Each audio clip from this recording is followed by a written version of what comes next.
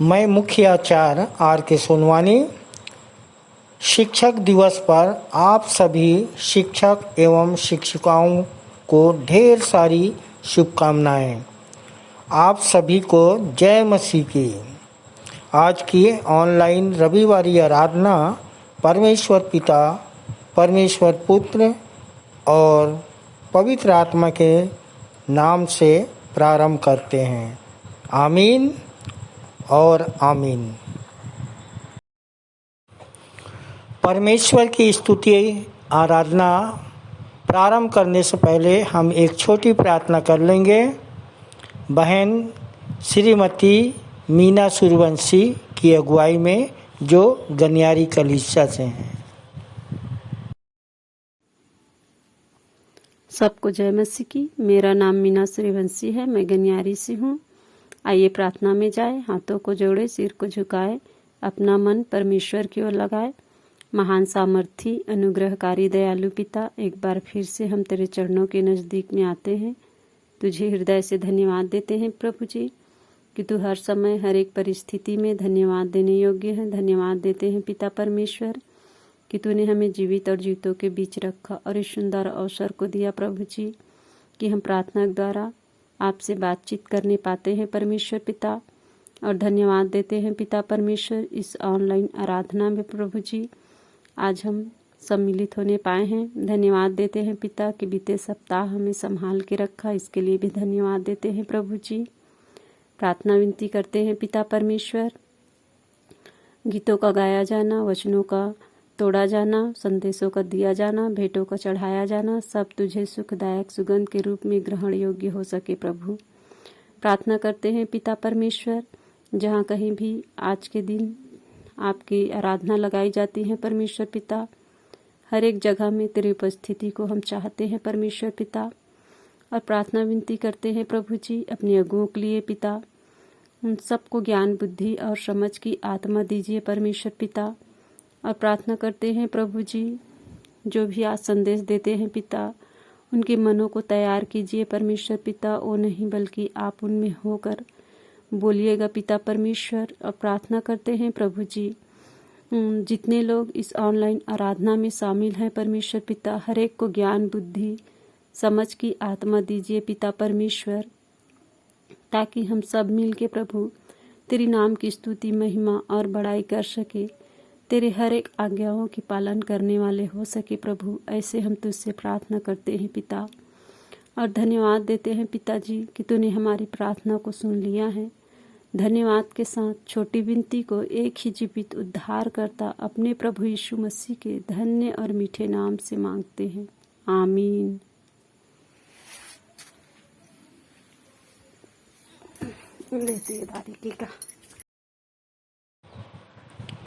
आइए इस समय परमेश्वर की महिमा में कुछ गीतों को गा लेंगे। हम पहला गीत गाएंगे स्तुति के गीत से 261 नंबर, रहता जीवन जो मिट्टी का। दूसरा गीत गाएंगे हमन गाना गाबो से 174 नंबर, दुनिया के कोने कोने में गूंज रहा यीशु का नाम।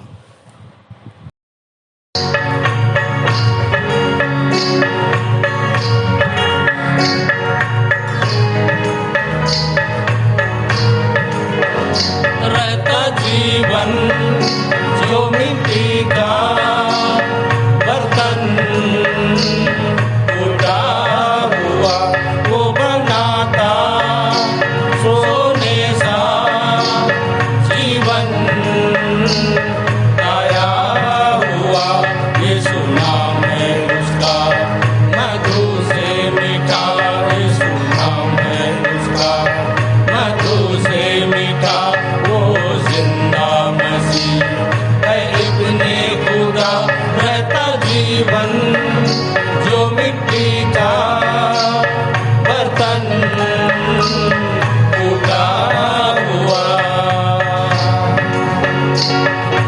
आज और कल वो नहीं बदलता, सर्वदा एक सा है। आज और कल वो नहीं बदलता,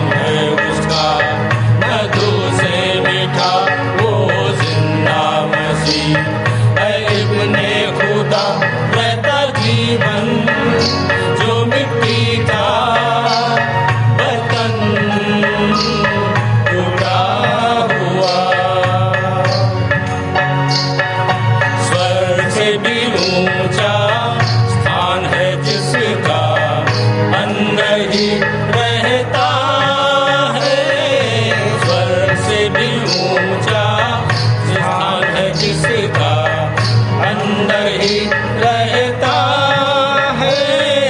धर्मी हो पापी हो जैसा भी हो, प्रेम वो करता है। धर्मी हो पापी हो जैसा भी हो, प्रेम वो करता है। यीशु नाम है उसका मधु से मीठा, यीशु नाम है उसका मधु से मीठा। वो जिंदा मसीह है, इब्ने खुदा रहता जीवन, जो मिट्टी का बर्तन टूटा हुआ वो बनाता सोने सा जीवन गाया हुआ। यीशु नाम है उसका मधु से मीठा, यीशु नाम है उसका मधु से मीठा। वो जिंदा मसीह है, इब्ने खुदा रहता जीवन, जो मिट्टी का बर्तन टूटा हुआ।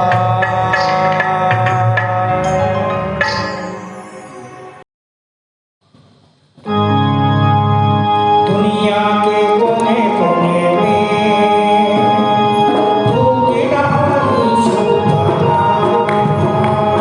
दुनिया के कोने कोने में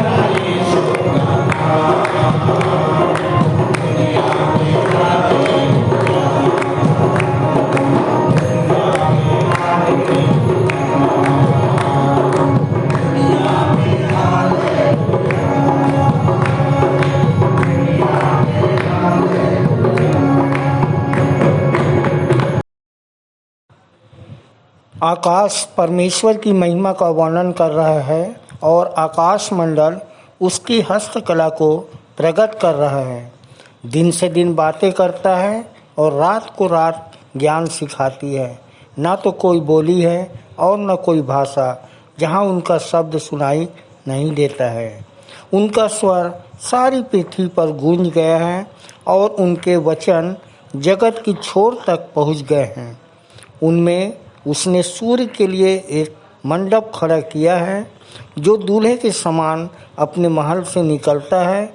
वह सूर्यवीर के समान अपनी दौड़ दौड़ने में हर्षित होता है।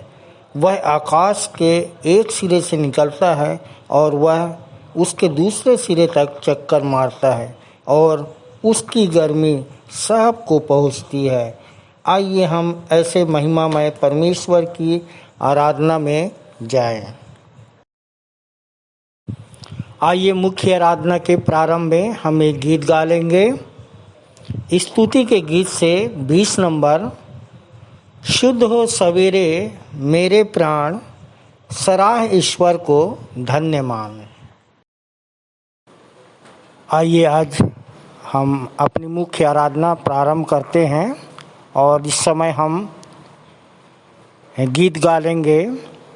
स्तुति के गीत में से गीत नंबर 20, शुद्ध हो सवेरे मेरे प्राण, सराह ईश्वर को धन्य मान।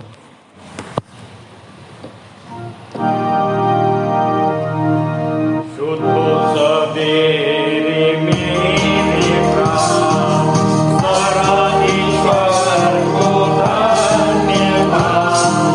अभी भी है हुआ बिहान, प्रभु की दया है साथ, प्रभु तुझे सराहना है और तेरी स्तुति करता हूँ। तेरा दिन का लोटिहान, तू है अटल और कृपावान। अंधा के भय और बंधन से मुझे दिलाया तेरा स्नेह। हे प्रभु आज और हर समय, कभी रक्षा और सहाय। सदा पर मुझे तू जगा और भीषण जाने से बचा। परीक्षा में हो मेरी धाम और पाप मुझे छूट करता। हे पिता आपकी कृपा से दिन भर तू स्तुति मेरी है। प्रीतम यीशु मेरे पास, हे आत्मा मुझ पर कर निवास।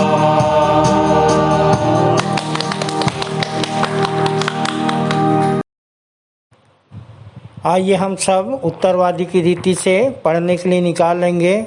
दूसरा तीमुथी 3 अध्याय, जिसका हम पूरा पढ़ेंगे और पढ़ने में अगुवाई भाई रघुराज के व्रत करेंगे और उत्तर देंगी कुमारी लक्ष्मण के व्रत, जो मल्हार कलीसिया से हैं।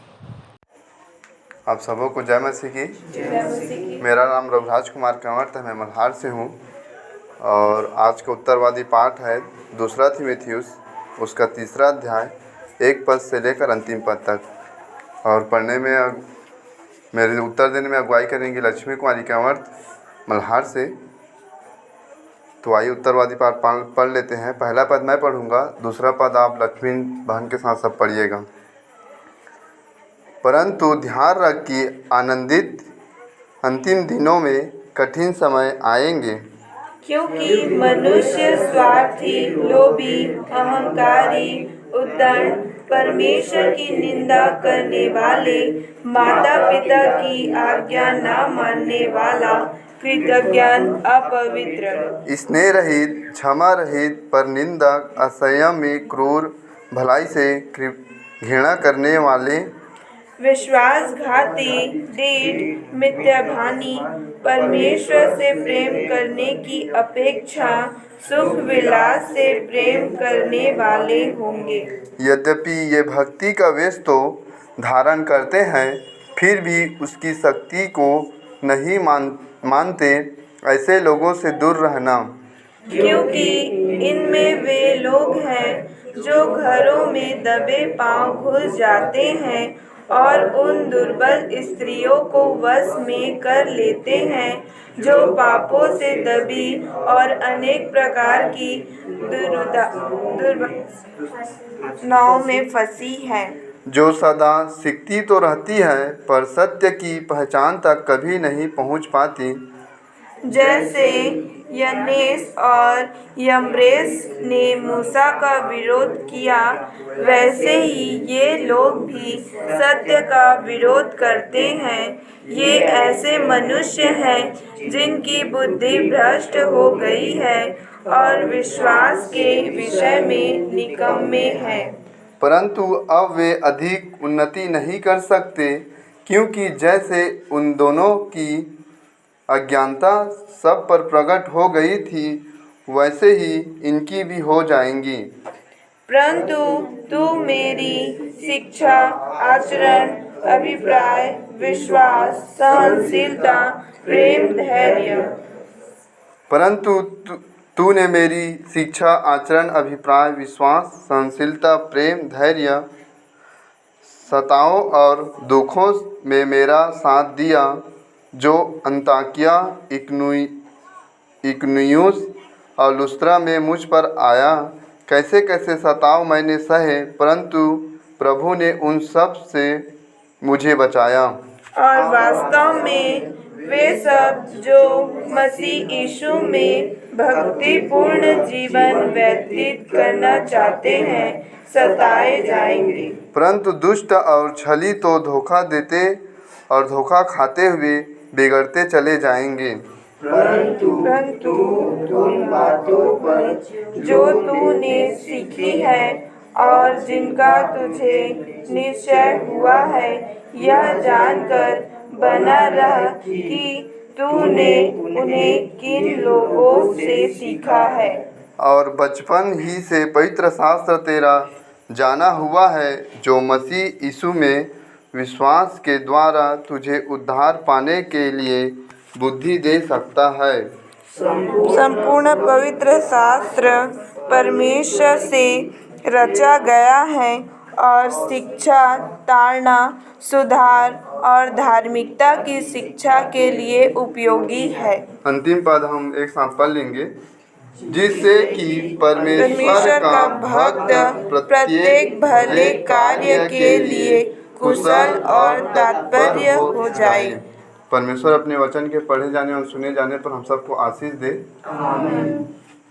सबको जय मसीह की।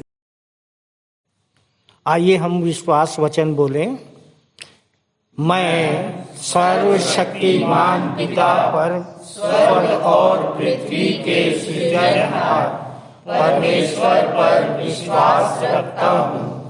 मैं उसके एकलौते पुत्र हमारे प्रभु यीशु मसीह पर, जो पवित्र आत्मा के सामर्थ के द्वारा कुमारी मरियम से जन्मा, जिसने पोंतियुस पिलातुस के राज्य में दुख उठाया, जो क्रूस पर टांगा गया और मारा गया, जो गाड़ा गया और अदृश्य लोक में पहुंचा, और तीसरे दिन मृतकों में से फिर जी उठा, जो स्वर्ग पर चला गया और सर्वशक्तिमान पिता परमेश्वर के दाहिने हाथ विराजमान है, और जीवितों और मृतकों का न्याय करने फिर आने वाला है।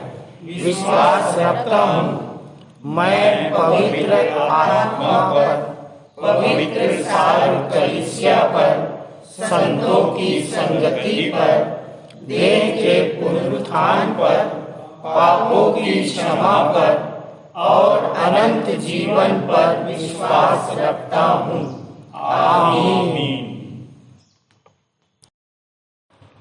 ये समय है प्रार्थना का। इस समय हम कलीसियाई पास्टोरल प्रार्थना में जाएंगे और प्रार्थना में अगुवाई हमारे आचार्य श्री SD यादव जी करेंगे।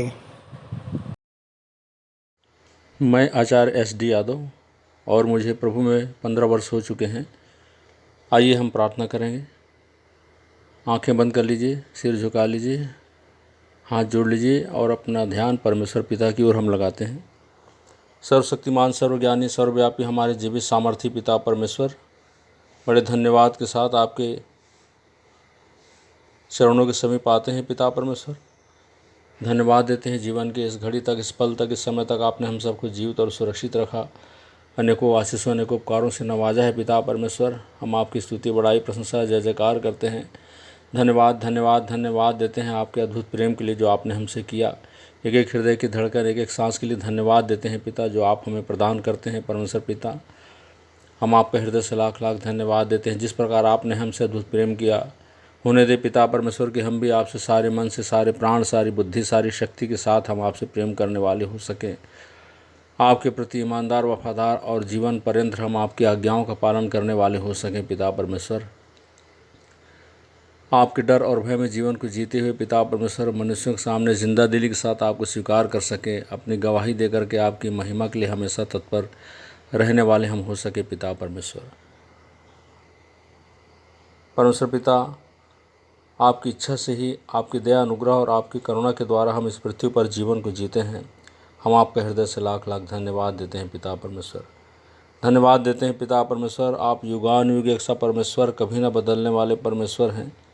आपका वचन आकाश में सदा तक स्थिर और आपकी सच्चाई पीढ़ी से पीढ़ी तक बनी रहती है पिता परमेश्वर। जितनों ने आपको पुकारा है उन सब के लिए आप अत्यंत ही करुणामय परमेश्वर हैं प्रभु जी।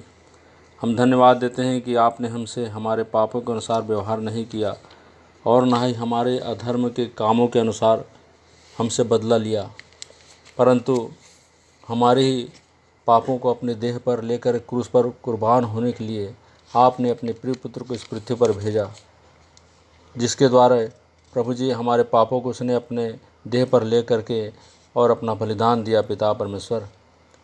अपने पुत्र को भी हमारे लिए नहीं रख छोड़ा, इसके लिए हम आपके हृदय से लाख लाख धन्यवाद देते हैं पिता परमेश्वर।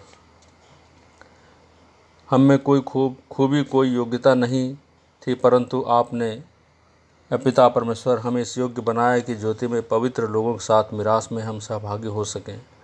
आपने ही हमें अंधकार के वश से छुड़ा करके अपने प्रिय पुत्र के राज में प्रवेश कराया, जिसमें हमें छुटकारा अर्थात पापों की क्षमा प्राप्त होती है। हम धन्यवाद देते हैं पिता परमेश्वर। आज आपके ठहराए हुए विश्राम दिवस में, जबकि कोरोना महामारी के कारण सभी धार्मिक स्थलों में सामूहिक आराधना पर प्रतिबंध है, परंतु आपकी अगुवाई से ऑनलाइन के माध्यम से आराधना करने की व्यवस्था आपके द्वारा कराई गई है। इसके लिए हम आपका तहे दिल से धन्यवाद देते हैं पिता परमेश्वर। हम प्रार्थना करते हैं पिता कि जहाँ जहाँ आज ऑनलाइन आराधना हो रही है और जितने लोग आज के ऑनलाइन आराधना में जगह जगह में शामिल होते हैं, हर एक जन आशीषित होने पाए पिता परमेश्वर। हर एक को आशीष दीजिए पर प्रभु जी।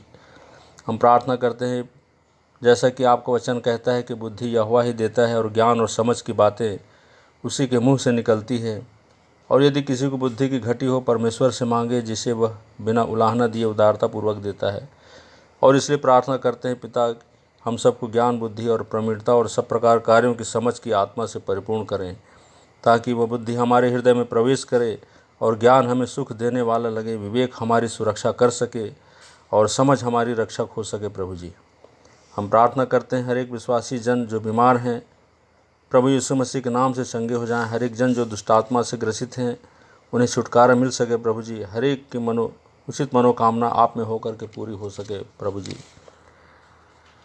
हम प्रार्थना करते हैं मंदिर के संचालक, सहायक संचालक, प्राचीनों, आचार्यों, सभी सहायक सह आचार्यों, हर एक विश्वासी भाई बहन और सभी बहनों के लिए, विभिन्न शहरी ग्रामीण क्षेत्रों की कलीसियाओं के विश्वासी भाई बहनों के लिए प्रार्थना करते हैं। एक एक जन को आशीष दीजिए, उनके परिवारों के प्रत्येक सदस्यों को आशीष दीजिए प्रभु जी। उनके रोजी रोजगारों को आशीष दीजिए, उनके आय के स्रोतों पर आशीष दीजिए। हम प्रार्थना करते हैं पिता परमेश्वर हमारे मंदिर के अगुओं के लिए, जो प्रतिदिन मंदिर में अपनी उपस्थिति देकर आने वाले सभी लोगों के लिए सुसमाचार सुनाते हैं, एक एक जन की प्राणों की रक्षा करने के लिए, उन्हें बचाने के लिए परमेश्वर पिता प्रयासरत रहते हैं। प्रभु जी प्रार्थना करते हैं बहुत आयत की आशीष उन्हें दीजिए पिता परमेश्वर। प्रभु जी हम प्रार्थना करते हैं कलीसिया के महिला सभा, जवानों की सभा, बच्चों को वचन के द्वारा आगे बढ़ाने वाले शिक्षकों को बहुत आयत की आशीष दीजिए पिता परमेश्वर। हम प्रार्थना करते हैं आज के संदेश देने वाले वक्ताओं के लिए, उन्हें आपके सामर्थ्य हाथ में सौंपते हैं, जो वचन के बीज बोते हैं पिता परमेश्वर। उन वचनों को हम सभी अपने हृदय में धारण करके 30 गुना, 60 गुना, 100 गुना फल लाने वाले हो सके पिता परमेश्वर। प्रार्थना करते हैं मंदिर के सभी योजनाओं के लिए, समय समय पर जबकि आवश्यकता के अनुसार मंदिर को सुचारू रूप से चलाने के लिए सुविधाएं उपलब्ध कराई जाती है, लोगों के लिए निर्माण कराए जाते हैं, ताकि आने वाले विश्वासियों के लिए किसी प्रकार की असुविधा न हो। हर एक योजनाओं में सफलता प्रदान करिएगा प्रभु जी, ऐसी हम आपसे प्रार्थना करते हैं परमेश्वर पिता।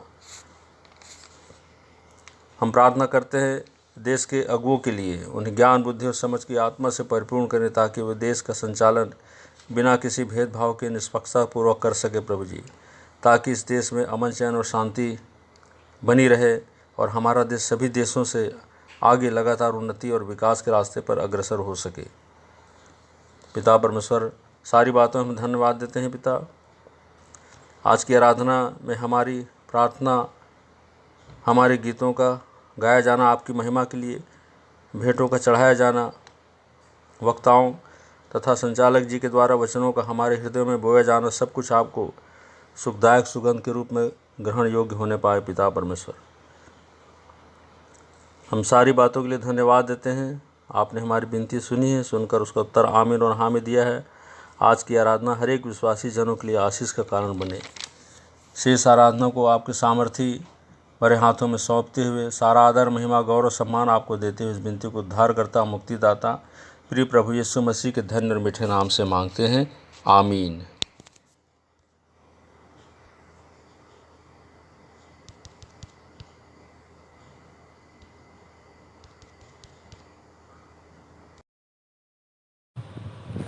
ये समय है संदेश का और हम संदेश में जाएंगे और इस समय हम 2 संदेश सुन लेंगे। पहला संदेश सहायक आचार्य कुमारी बबीता सिंह के द्वारा, जिनका विषय है शिक्षक देता है शिक्षा, शिक्षक देता है शिक्षा, गुरु देता है ईश्वर बनने की दीक्षा और करता है समीक्षा। पहला कुरंथी 2:15 पर इनका संदेश आधारित है।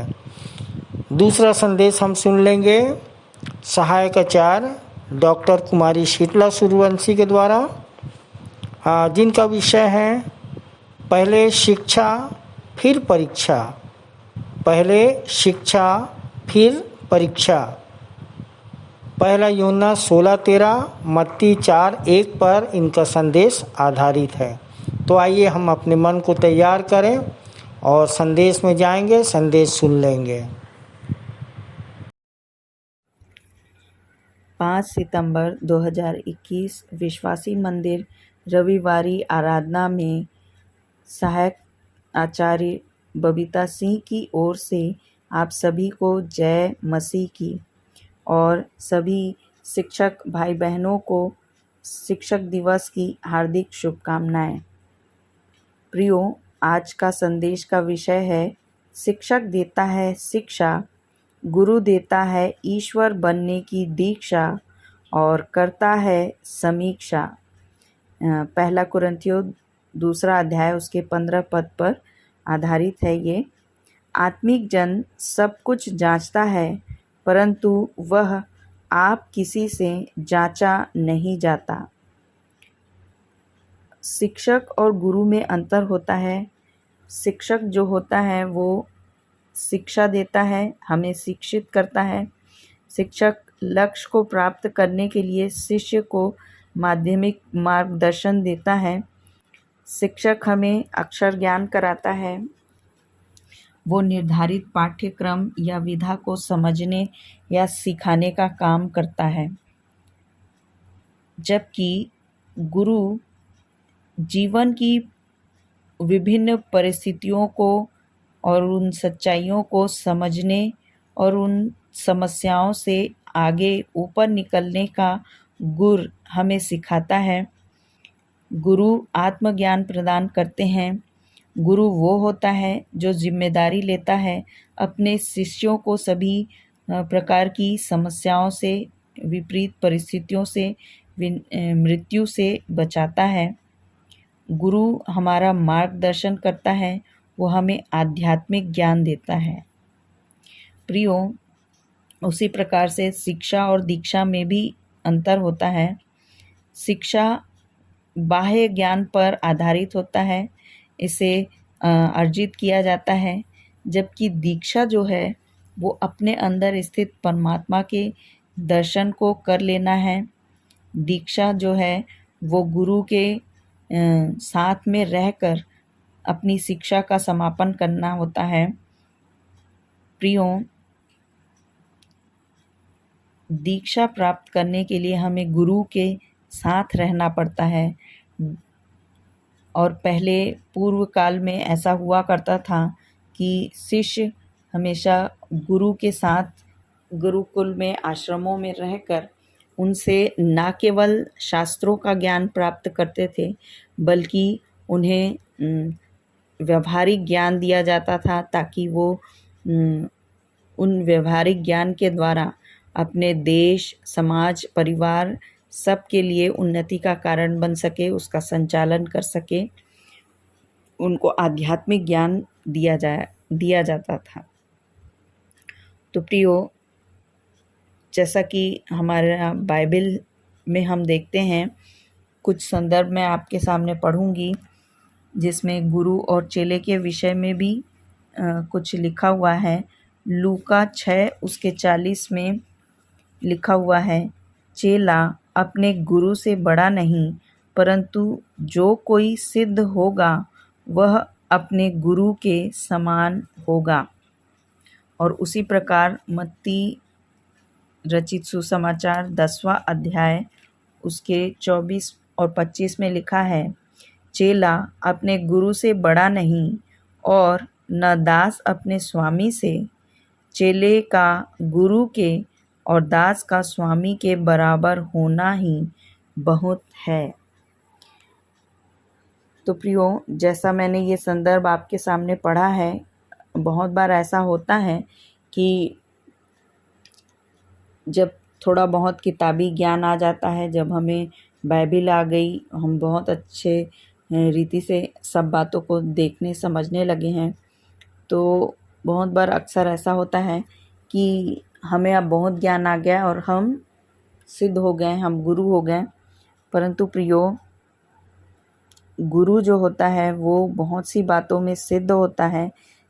किताबी ज्ञान आ जाना और दूसरों को हम बाइबल स्टडी करा दें या कुछ ज्ञान की बातें बता दें, तो ये एक शिक्षक कर सकता है।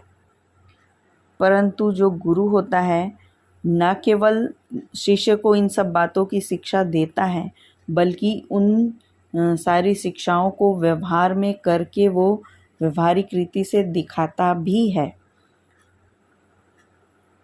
और इसके लिए लिखा हुआ है मत्ती 19:16 से 22 और मरकुस 10 अध्याय उसके 17 से 27 में, और लूका 18 के 18 से 30 में जब आप पढ़ेंगे, उसमें धनी नौजवान के बारे में दिया हुआ है जो यीशु के पीछे आया और उसने उससे पूछा, हे उत्तम गुरु, अनंत जीवन का अधिकारी होने के लिए मैं क्या करूं?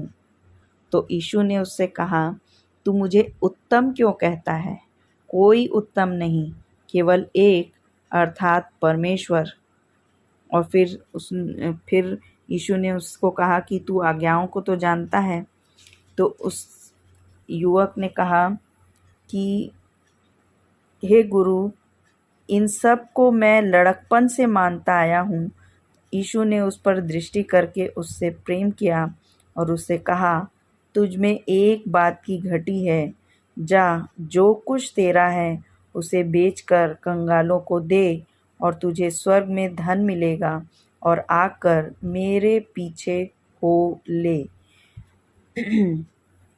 इस बात से उसके चेहरे पर उदासी छा गई और वह शोक करता हुआ चला गया, क्योंकि वह बहुत धनी था।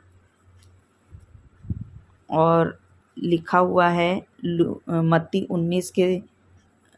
19 में, यदि तू सिद्ध होना चाहता है तो माल बेचकर कंगालों को दे और तुझे स्वर्ग में धन मिलेगा, और आकर मेरे पीछे हो ले। प्रियो, गुरु जो हमें दीक्षा देता है, उसके लिए मैंने पहले ही कहा कि दीक्षा के लिए गुरु के साथ रहकर उससे शिक्षा प्राप्त करना।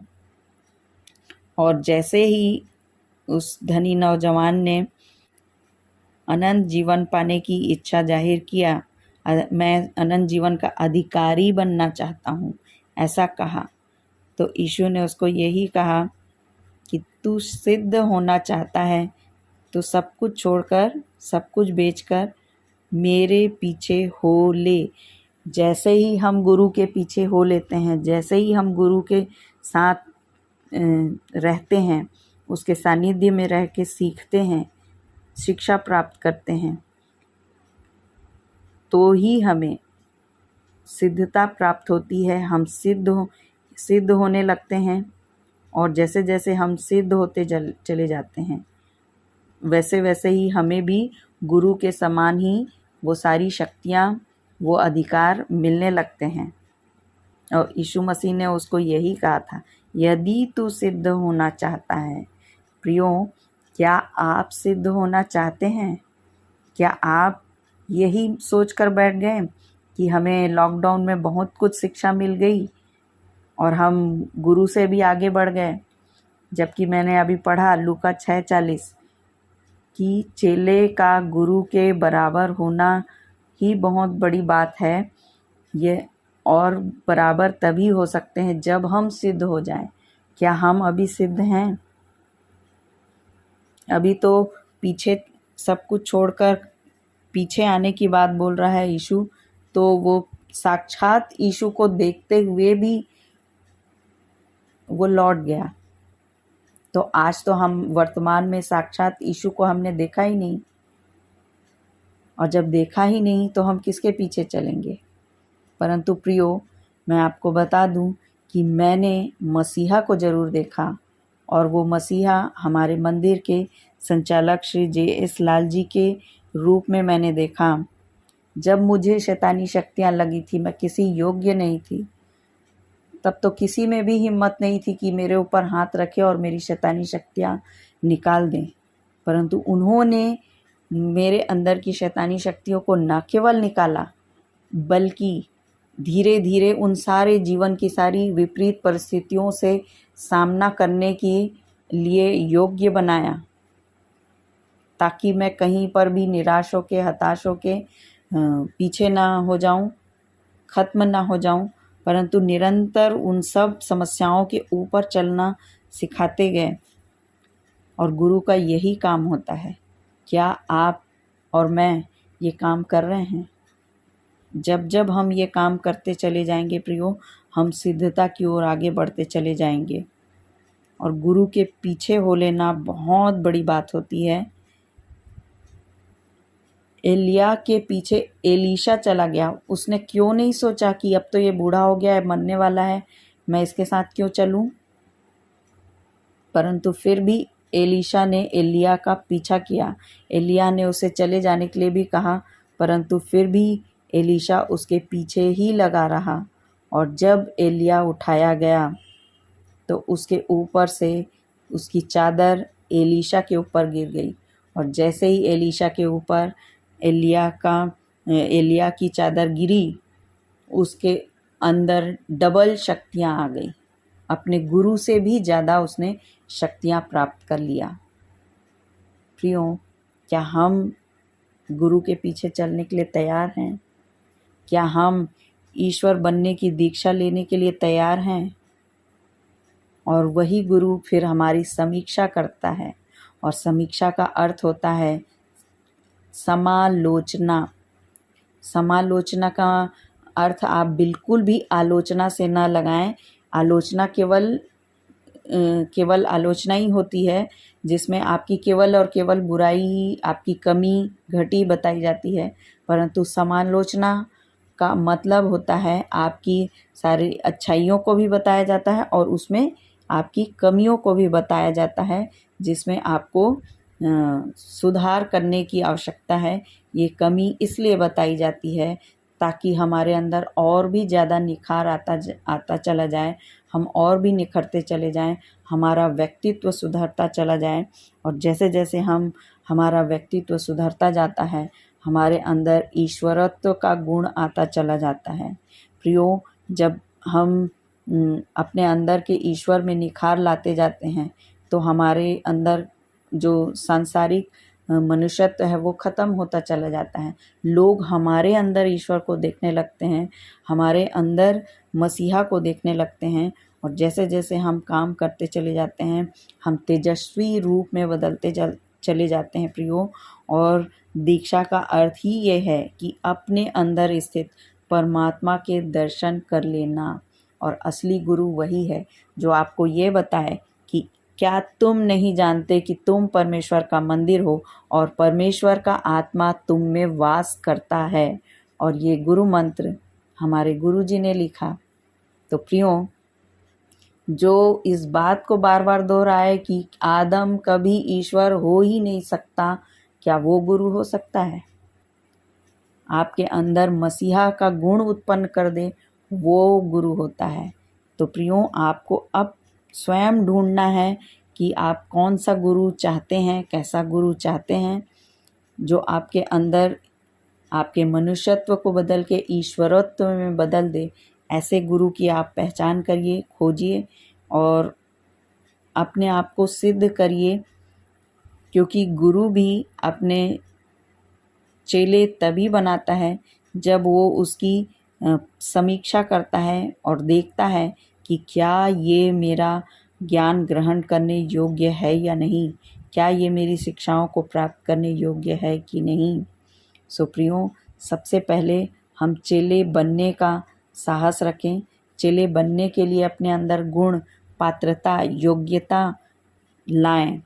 ये नहीं कि अगले को आपने बहुत ज्ञान दिया और मुझे कुछ भी नहीं बताया, क्या मैं उस ज्ञान को ग्रहण करने की योग्य हूँ या नहीं। पहले मैं अपने आप को जांचूं, फिर बाद में हम किसी और गुरु को जांचें। और मैं इस संदेश को एक कहानी के बाद समाप्त करना चाहूँगी। एक बार ऐसा हुआ कि एक गुरु थे और उनके कुछ शिष्य थे, और गुरु उनको सिखाया करते थे कि कभी मछली नहीं खाना। और शिष्य बोलते थे ठीक है। फिर एक दिन वो लोग एक नदी के किनारे जा ही रहे थे। गुरुजी ने वहाँ पर मछलियाँ ली और उन्होंने मछलियाँ खा लिया। अब गुरु को मछली खाते देख के चेले लोग बोलने लग गए, अपना तो मछली खा रहे हैं, हमको सिखाते हैं कि मछली नहीं खाना चाहिए, और अपना मछली खा गए। तो गुरु ने कहा अच्छा ठीक है, तुमको लग रहा है कि मछली अपना खा रहे हैं, हमको खाने से मना कर रहे हैं, तो तुम लोग भी खा लो। तो शिष्यों ने भी खा लिया। और फिर उसके बाद गुरु ने कहा कि अच्छा ठीक है, लाओ एक बर्तन। और गुरु ने पूरा उल्टी कर दिया और उसमें से मछलियाँ उसके पेट से बाहर निकली उस बर्तन में, और उस बर्तन में वो सारी मछलियाँ तैरने लग गईं। अब गुरु ने शिष्यों से कहा अब तुम भी ऐसा ही करके दिखाओ। तो शिष्यों ने ऐसा नहीं कर पाए क्योंकि वो सिद्ध नहीं थे। इसलिए प्रियो, गुरु गुरु होता है और चेला चेला होता है। इसलिए लिखा हुआ है कि गुरु का अपने चेले के बराबर, चेले का अपने गुरु के बराबर हो जाना ही बहुत है। तो अभी तो हम चेले बनने के योग्य ही नहीं हो पा रहे हैं, तो गुरु तो बहुत दूर की बात है। सो प्रियो, सबसे पहले तो हम बहुत अच्छे चेले बनने का प्रयास करें। जब हम अच्छे चेले बन जाएंगे तो निश्चित हम बहुत अच्छे गुरु बन जाएंगे, और गुरु हमारे अंदर जब मसीहा बन के रहने लगेगा तो हमारे हाथों में भी शक्तियाँ आ जाएंगी। और फिर ये वाक्य चरितार्थ हो जाएगा कि शिक्षक देता है शिक्षा और गुरु देता है ईश्वर बनने की दीक्षा, जो करता है समीक्षा। ईश्वर हम सबको इस वचन के द्वारा आशीष दे। सबको जय मसीह की। सुंदर संदेश बबीता सिंह के द्वारा, जो शिक्षक और गुरु का अंतर बाइबिल के वचन से कोट करके संदेश के माध्यम से हमारे बीच में रखी। प्रभु बहुतायत की आशीष उनको और उनके पूरे परिवार को दे। तालियां।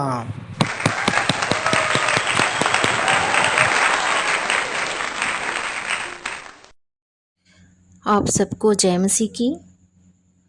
सभी शिक्षकों को शिक्षक दिवस की शुभकामनाएं। मेरे मनन का विषय है पहले शिक्षा फिर परीक्षा, जो यूहन्ना 16:13 और मत्ती 4:1 पर आधारित है। जैसी शिक्षा वैसी परीक्षा। जिस लेवल की हमारी शिक्षा होती है उसी के अनुसार हमारी परीक्षा भी होती है। हमारी शिक्षा संसारिक है तो परीक्षा संसारिक रीति से होगी, और आध्यात्मिक है तो आध्यात्मिक रीति से होगी। और यदि दोनों ग्रहण करते हैं तो हम कैसे सोच लेते हैं कि हमारी एक ही परीक्षा होगी। यीशु की भी परीक्षा हुई और उसमें वो सफल भी हुई। इसलिए बी अलर्ट, बी सेफ, सतर्क रहें, सुरक्षित रहें। यीशु ने कहा, मैं जाऊंगा और तुम्हारे पास एक सहायक आत्मा भेजूंगा, अर्थात सत्य का आत्मा, जो तुम्हें सारी बातें सिखाएगा। यीशु आज भी हमसे उस सत्य की आत्मा के द्वारा बातें करता है। आगे का संदेश एक कहानी के माध्यम से बताना चाहूँगी। एक महान व सिद्ध गुरु था जो अपने शिष्यों को सब प्रकार का ज्ञान देता और चाहता था कि मेरे शिष्य सब प्रकार से निपुण हों और वे मेरे समान बन सके। और गुरु ने एक दिन शिष्यों की परीक्षा लेने का विचार किया। परीक्षा 3 चरणों में होना था, और जो इस परीक्षा में सफल होगा उसके लिए एक विशेष प्रकार से इनाम भी रखा गया था। पहला सामान्य दौड़, दूसरा था बाधा दौड़, और जो तीसरा चरण था वो बहुत ही कठिन था। वो एक अंधेरी गुफा में दौड़ना था। जैसे ही शिष्यों ने दौड़ना प्रारंभ किया, पहला और जो दूसरा था उन्होंने दौड़ा, और जैसे ही शिष्यों ने उस अंधेरे गुफा में दौड़ना शुरू किए तो उसने बहुत से नुकीले पत्थर, जिससे उनके पैरों में घाव बन रहे थे। कई लोगों ने आगे बढ़ने के लिए किसी को धक्का भी दिया, किसी के पैर में वो नुकीले पत्थर भी मारे।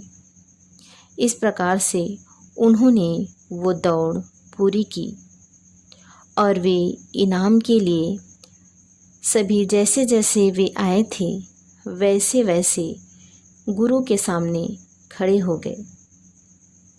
तब गुरु ने जो जो घटना उनके साथ घटी थी पूछना आरंभ किए। किसी ने कहा अंधेरे में कुछ दिखाई नहीं दे रहा था। किसी ने कहा बहुत से नुकीले पत्थर थे। किसी ने कहा कि हमने अपने रास्ते से पत्थर हटाए। कई लोग धक्के से गिर भी जाते थे। इस प्रकार से वे कैसे यहाँ तक पहुँचे बता रहे थे। तभी एक शिष्य अंत में आया तो गुरु ने उसे फटकार कर पूछा, तुम्हें आने में इतनी देर क्यों हुई? उसने सिर झुकाकर कहा, हे गुरु, जब मैं दौड़ना शुरू किया तो पत्थर से मेरे पैरों में चोट लगी और फिर मैं धक्के से गिर गया। तब मैंने ठान लिया कि इस पत्थर से किसी और के पैरों में चोट न आ जाए, इसलिए जितने पत्थर मेरे सामने आए उसे अपने जेब में रखता गया, इसलिए सबसे पीछे आया हूँ। गुरु ने कहा, जितने पत्थर तुमने अपने जेब में रखे हैं बाहर निकालो। और वे सभी क्या देखते हैं कि वे नुकीले नुकीले पत्थर असली हीरा था। और गुरु ने कहा, बेटा, यही तुम्हारा इनाम है। प्रियो वचन कहता है, जो पीछे है वो आगे किए जाएंगे। किसी ने मुझे भी ये बातें कही थी, शीतला, आगे तो बढ़ना ज़रूरी है, आगे तो बढ़ना ज़रूरी है, पर किसी को कुचल के कभी आगे ना बढ़ना। दौड़ में तो सभी दौड़ते हैं, पर इनाम एक ही ले जाता है। तुम वैसे ही दौड़ो कि जीतो।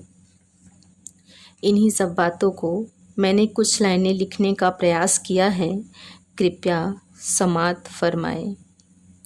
शैतान शरीर की आड़ में आत्मा पर करता है वार। शैतान शरीर की आड़ में आत्मा पर करता है वार। तो क्या हमारे पास है दोधारी तलवार कि कर सके पलटवार? अब समझना है शतरंज की चाल, अब समझना है शतरंज की चाल, क्योंकि मुझे तो स्वर्ग में ही रहना है हर हाल। वह हमारी कमज़ोरी को बनाता है अपनी ताकत, वह हमारी कमज़ोरी को बनाता है अपनी ताकत। आओ हम भी लड़ने हो जाएं एक मत, और सत्य की आत्मा को मौका दें, और सत्य की आत्मा को काम करने का मौका दें, और परीक्षा लेने वालों को चौंका दें। यीशु गुरु ने तो खाए हमारे लिए कोड़े, यीशु गुरु ने तो खाए हमारे लिए कोड़े। अब हम स्वयं न बने अनंत जीवन के रोड़े, हम स्वयं न बने अनंत जीवन के रोड़े। आप सबको जय मसीह की। बहुत ही सुंदर संदेश के लिए डॉक्टर शीतला को प्रभु बहुतायत की आशीष दे, जिसने अपने विषय को बहुत ही सुंदर ढंग से व्याख्यान किया। सांसारिक शिक्षा, सांसारिक परीक्षा, आत्मिक शिक्षा और आत्मिक परीक्षा। प्रभु और भी ज्ञान, बुद्धि और समझ में से आगे बढ़ाए। एक बार पुनः प्रभु उनके पूरे परिवार को आशीषित करे। तालियां।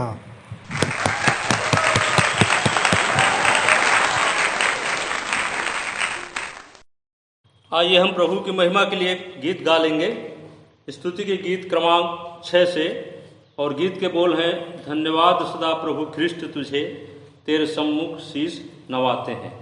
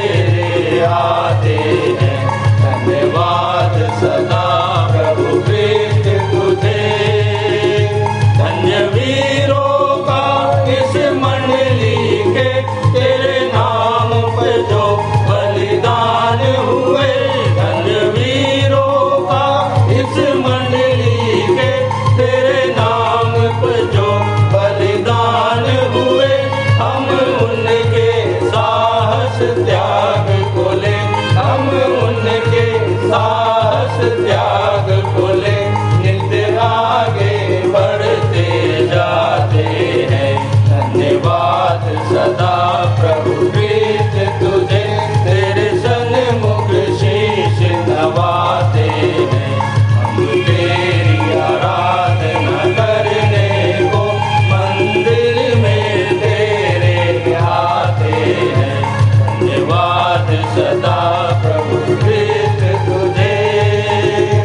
इस क्रूस पे तेरा रक्त बहा, संसार के पापी जन के लिए। इस क्रूस पे तेरा रक्त बहा, संसार के पापी जन के लिए। उस क्रूस ध्वजा से प्रेम तेरा, उस क्रूस ध्वजा से प्रेम तेरा हम दुनिया में फैलाते हैं।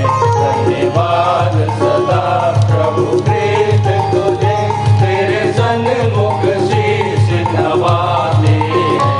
हम तेरी आराधना करने को मंदिर में तेरे आते हैं। धन्यवाद सदा प्रभु प्रीत तुझे।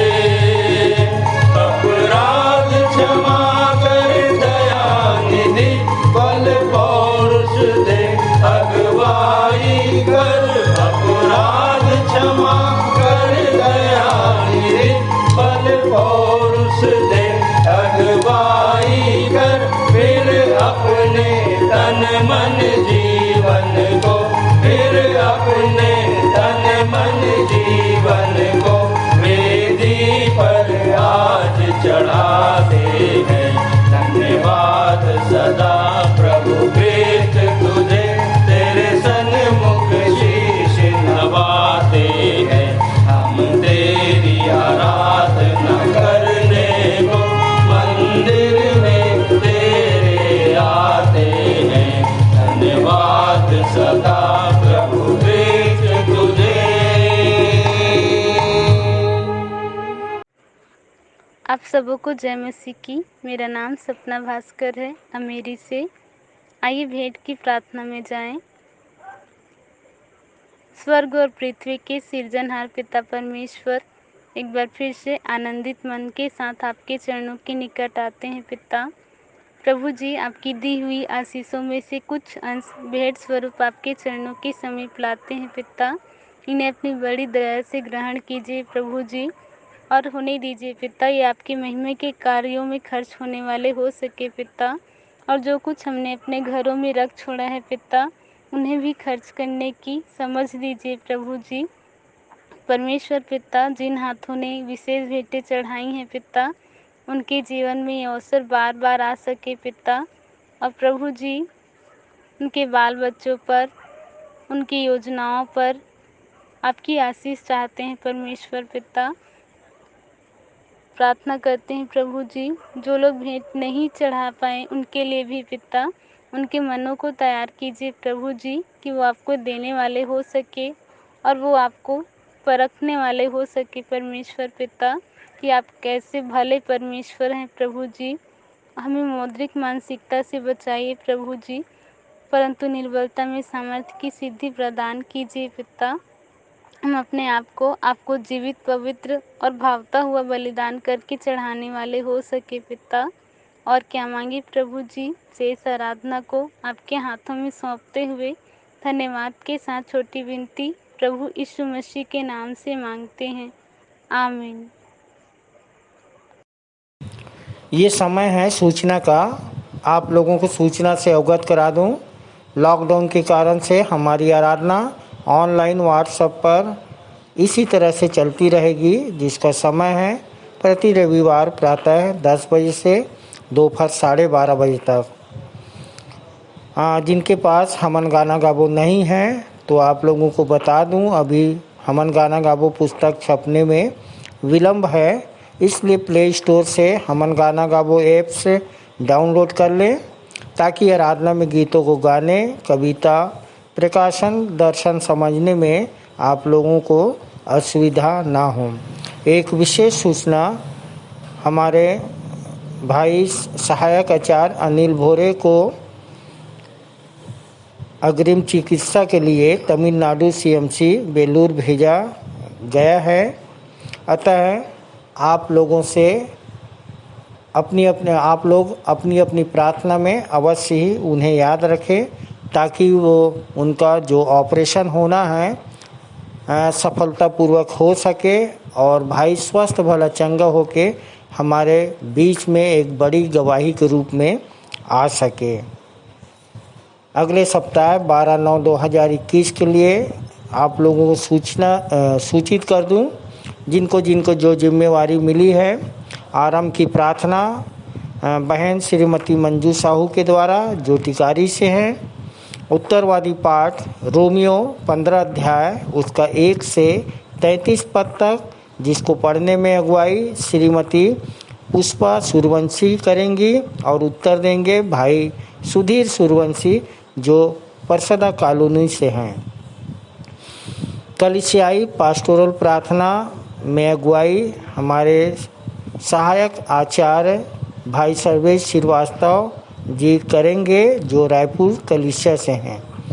और इस समय हम 2 संदेश सुनते हैं। पहला संदेश हमारे मंदिर की सह संचालिका श्रीमती अर्चना दास जी के द्वारा, जिनका विषय है शैतान कब करता है कब्जा, शैतान कब करता है कब्जा, हम कैसे बनाए रखें जज्बा, हम कैसे बनाए रखें जज्बा। इनका संदेश याकूब 4:7 पर आधारित है। दूसरा संदेश हमारे आचार्य पंडित चंद्रशेखर देव तिवारी शास्त्री के द्वारा, जिनका विषय है विरोधी चारों ओर से शाम दाम दंड भेद करेगा वार, विरोधी चारों ओर से करेगा वार,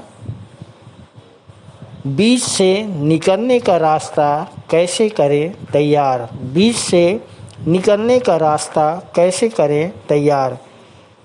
इनका संदेश यूहन्ना 10:39 पर आधारित है। भेंट की प्रार्थना श्रीमती पिंकी साहू के द्वारा जो गनियारी कलिसिया से हैं। और मुख्य संदेश हम अपने संचालक जी से उत्तरवादी पाठ पर हम सुन लेते हैं। और अंतिम प्रार्थना में अगुवाई भाई शोभाराम साहू करेंगे जो रायपुर कलिसिया से हैं। और हम अपने सह संचालक श्री आशीष जलाल जी की आशीष से सभा का समापन करेंगे। धन्यवाद। आइए और अंत में शिक्षक दिवस पर अपने मंदिर के गुरुदेव संचालक जी से अपने जीवन को आगे बढ़ाने के लिए दीक्षा ग्रहण कर लेंगे उत्तरवादी पाठ पर। साथ ही मंदिर के क्रियाकलापों की जानकारी एवं सूचनाएं, प्रगति एवं भविष्य की योजनाएं सुन लेंगे। अपने अपने मनों को तैयार कर लें। सबको जय मसीह की। परमेश्वर के अनुग्रह से मैं कुशल पूर्वक हूँ और मैं विश्वास करता हूँ कि आप सब भी आनंदित और मगन होंगे।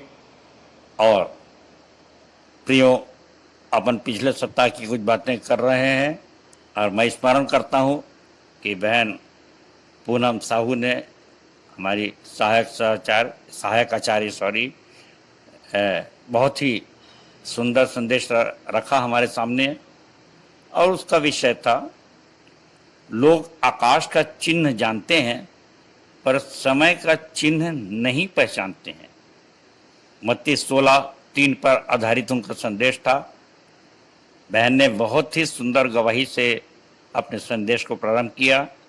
बहुत छोटा सा संदेश दिया, 6 मिनट 42 सेकंड का।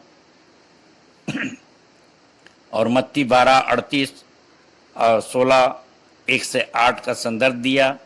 बहन ने बताया कि अनुग्रह का समय भी हमारे पास है और हम जो विश्वासी होंगे उठा लिए जाएंगे प्रभु के साथ। अंत के दिनों के लक्षण मत्ती 24। और पिता परमेश्वर ने जो हमारे लिए समय दिया है उस समय को पहचानने का के विषय में बताया। कि हे सोने वाले जाग, अब मुर्दों में से जी उठ, तब मसीह की ज्योति तुझ में चमकेगी। इफिसियों 5:14, रोमियो 13:11। बहुत सुंदर से संदर्भ के साथ बहन ने अपने संदेश को सजाया। और प्रियो, मैं याद करता हूँ कि उस एक सुंदर सा वचन बहन ने हमारे सामने रखा, मत्ती 16:4, और जहाँ इस प्रकार से लिखा है कि यीशु मसीह कहते हैं, जब यीशु मसीह से पूछा जाता है कि अगर तू है, आसमान से आया हुआ व्यक्ति है, अभिषिक्त व्यक्ति है, तो फिर हमारे सामने कोई चिन्ह दे। और यीशु मसीह कहते हैं मत्ती 16:4 में कि इस युग के बुरे व्यभिचारी लोग चिन्ह चाहते हैं, तो यूनुस के चिन्ह के सिवाय कोई चिन्ह न दिखाया जाएगा। और मेरे प्रियो, ये चिन्ह क्या था यूनुस का? आप सब जानते हैं कि योना नबी की पुस्तक आप पढ़ सकते हैं, जहां वो 3 दिन तक मछली के पेट में रहा, नाराज हो गया था यीशु मसीह से, परमेश्वर से, और कैसे परमेश्वर ने उसको मनाया। सो मेरे प्रियो, यीशु मसीह ये बताना चाहते हैं कि जैसे योना 3 दिन तक मछली के पेट में रहा, मैं भी 3 दिन तक कब्र में रहूंगा और उसके बाद जिंदा आऊंगा।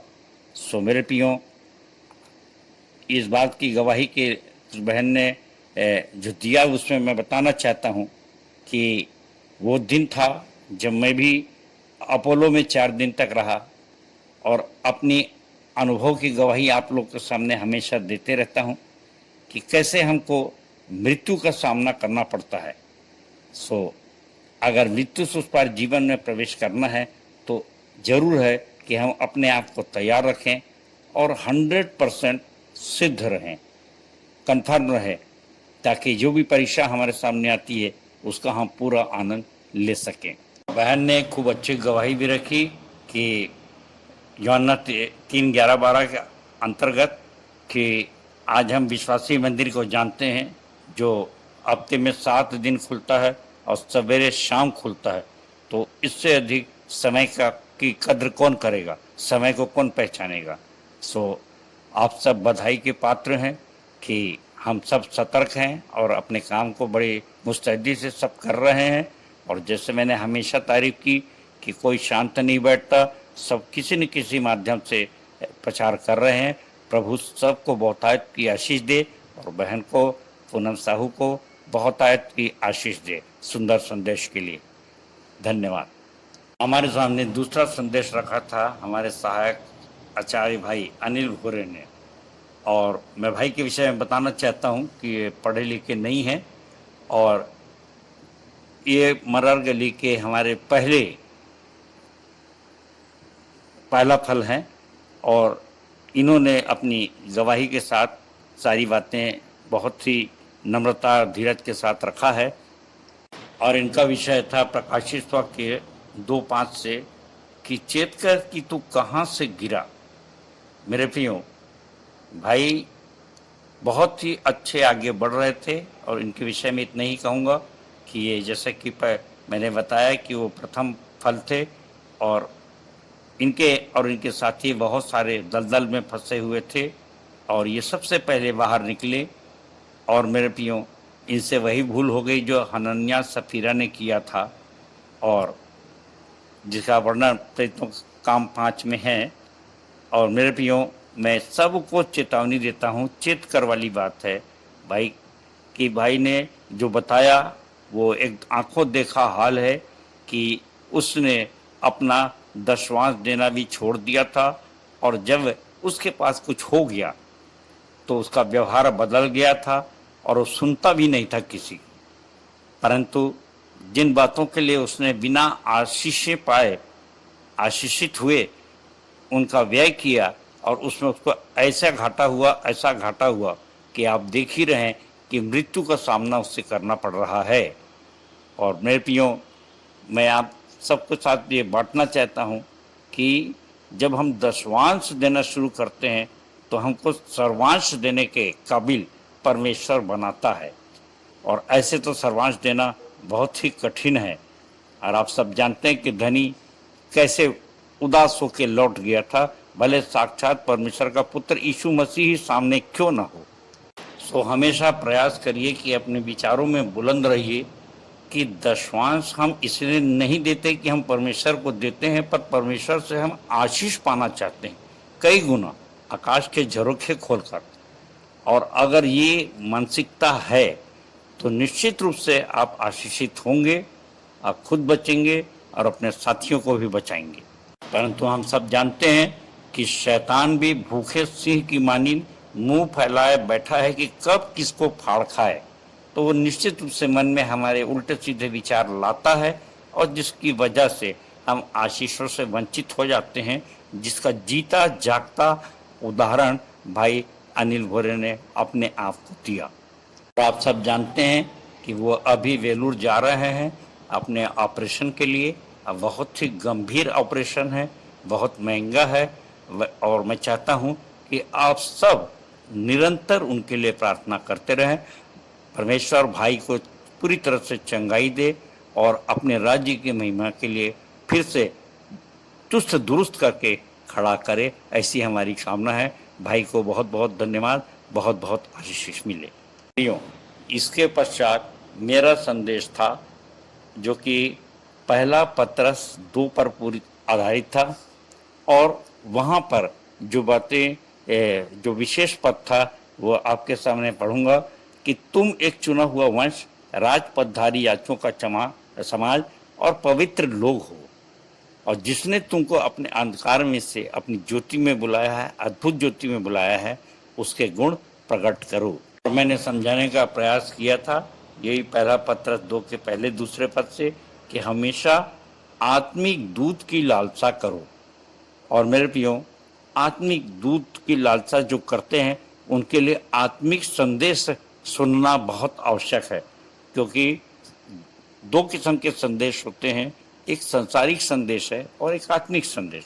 और संसारिक संदेश में बहुत से इतिहास की बातें हमको बताई जाती हैं, और बहुत से संसारिक जो अन्य धर्मों में भी जो ज्ञान है वो सब बताए जाते हैं, परंतु यीशु मसीह का जो ज्ञान है और आचरण है उससे अवगत कराना ही प्रेम है।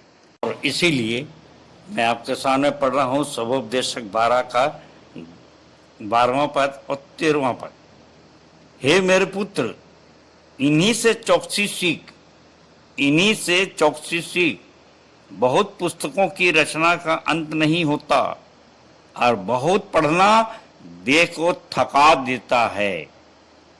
सब कुछ सुना गया, अंत की बात यह है, फाइनल बात यह है कि परमेश्वर का भय मान और उसकी आज्ञा का पालन कर, क्योंकि मनुष्य का संपूर्ण कर्तव्य यही है। क्योंकि परमेश्वर सब कामों और सब गुप्त बातों का, चाहे वे भली हो या बुरी, न्याय करेगा। सो मेरे प्रियो, यहाँ पर जो हमें संसारिक संदेश की बात कर रहा था, बहुत से हैं, बहुत से पुस्तक पढ़ लीजिए, बहुत सा ज्ञान मिल जाएगा, परंतु आज्ञा को मानना है तो प्रेम करना है। मत्ती 28, 18, 19 आप सब जानते हैं, जाओ सब जाति के लोगों को चेला बनाओ। सो मेरे प्रियो, अगर हम ऐसा वाला प्रेम करते हैं तो चेला बनाएंगे, और चेला बनाएंगे तो निश्चित रूप से आज्ञा का पालन करेंगे। और आज्ञा का पालन अगर हम कर रहे हैं तो फिर हमारी स्थिति वो नहीं होगी जो सब कुछ इतना ज्ञानी सुलेमान ने भी जो गलती किया था, और उसने लिखा है कि अपनी जवानी की दिनों में अपने सृजनहार को स्मरण रख। और उसके बाद मेरे प्रियो, सबसे बड़ी बात है 7वां और 8वां पद 12वां का जो है सबोपदेशक 12 का 7 और, कि मिट्टी जो की तो मिट्टी में मिल जाएगी, और आत्मा परमेश्वर के पास जिसने उसे दिया है लौट जाएगी। उपदेशक कहता है सब व्यर्थ ही व्यर्थ है, सब कुछ व्यर्थ है। सो मेरे प्रियो, हमेशा मैं कोशिश किया हूँ कि ये बताने की कि आपका जीवन व्यर्थ ना जाए, बल्कि उसका कुछ अर्थ हो। और यदि आप प्रेम करेंगे इस प्रकार से तो निश्चित रूप से आपका जीवन का बहुत बड़ा अर्थ होगा कि आप बचेंगे और बहुतों को बचाने का कारण बनेंगे। और इसीलिए मैंने बेटी मल्लिका ब्राउन की कविता की चालान सुनाया था, जो कि स्वतंत्रता दिवस के दिन बेटी ने बोला था कि जब खून और हिंसा काम न आई तो गांधी जी ने यीशु का सत्य अहिंसा का पैगाम सुनाया। जब खून और हिंसा काम न आई तो गांधी जी ने यीशु का सत्य अहिंसा का पैगाम सुनाया और अंग्रेजों को बाहर का रास्ता दिखाया। बेशक रास्ते अलग अलग हैं, बेशक रास्ते अलग अलग हैं, परंतु मंजिल तो एक होना ही चाहिए। बेशक रास्ते अलग अलग हैं, पर मंजिल तो एक होना ही चाहिए। बंधी गधी हो आजाद, यही सबका लक्ष्य होना चाहिए, यही सबका लक्ष्य होना चाहिए। और यदि हम अपने विचारों पे इसी तरह से स्थिर रहे तो निश्चित रूप से मेरे प्रियो कि हम कोने का सिरे का पत्थर का बनेंगे और निश्चित रूप से कोई भी हमारे से ठोकर खा के कभी ऐसा ठेस लगने का पत्थर हम नहीं बन पाएंगे। सो मेरे प्रियो, हम सब का एक ही उद्देश्य रहे और वो तब संभव है जब हम आपस में प्रेम करें और फिर अपने आप से प्रेम करने के बाद हम फिर पड़ोसी से प्रेम और फिर आगे के प्रेम में सिद्ध बनते चले जाएं। और प्रियो, जबकि सिद्धता की बात आई तो मैं स्मरण कर रहा हूं कि विगत 30/8/21 को मुझको एक अवसर भाई जीवित लकड़ ने और हमारे आचार्य श्री तिवारी जी ने, चंद्रशेखर तिवारी जी ने दिया कि मैं जूम के माध्यम से और गूगल मीट के माध्यम से बहुत से लोगों को संदेश दे सकूं। और ये इस अवसर पर मैंने विशेष जो बात बोली थी उसके कुछ पॉइंट को मैं रखना चाहता हूं कि सिद्ध होने के लिए परमेश्वर ने, यीशु मसीह ने हमको 100% सिद्ध बना दिया है। इब्रानी 10:14, क्योंकि उसने एक ही चढ़ावे के द्वारा जो पवित्र किए जाते हैं सदा के लिए सिद्ध कर दिया है। सो मेरे प्रियो, उसने हमको सदा के लिए सिद्ध कर दिया है। और दूसरा, जीवन की पुस्तक में 100% विश्वासी लोगों के नाम दर्ज हैं। प्रकाशित वाक्य 3:5, क्योंकि वो कहता है जीवन की पुस्तक से नाम ना काटूंगा, जोड़ने की बात कहीं नहीं कही हुई है बाइबल में। सो मेरे प्रियो, हमारा नाम दर्ज है हमको। और तीसरी बात है कि 100% हमको उद्धार दे दिया है, इफिसियों 2:8। सो हम ये जो हमको सिद्धि मिली है, सिद्ध बना दिया, इस सिद्धता को हम किसी भी हालत में व्यर्थ ना जाने दें। अब बात जबकि सिद्धता की हो रही है तो मेरे प्रियो, मैं स्मरण करता हूँ कि हमन गाना गवन पृष्ठ 19 टिप क्रमांक 4 उद्धार के, और इसमें एक सावधानी दी हुई है। और इस सावधानी में कहा गया है, अनुग्रह से बयाने में जो आत्मा मिली है उसे शोकित न करें, परंतु आत्मा के आदेशानुसार चलने पर जीवन की पुस्तक में नाम पंजीकृत रहेगा।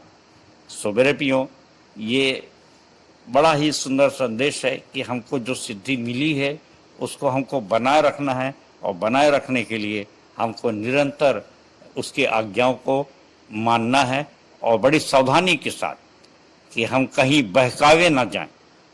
और यदि बहकाए गए तो पहले तो हम बोलते हैं कि कैसे बहुत सारे बाइबल के उदाहरण तो ही हैं, हरन्या सफीरा इत्यादि, परंतु यहाँ तो अनिल भोरे ने स्वयं अपने आप को बता दिया कि मुझसे चूक हुई और मैंने क्या पाया। सो हम सब सावधान रहें।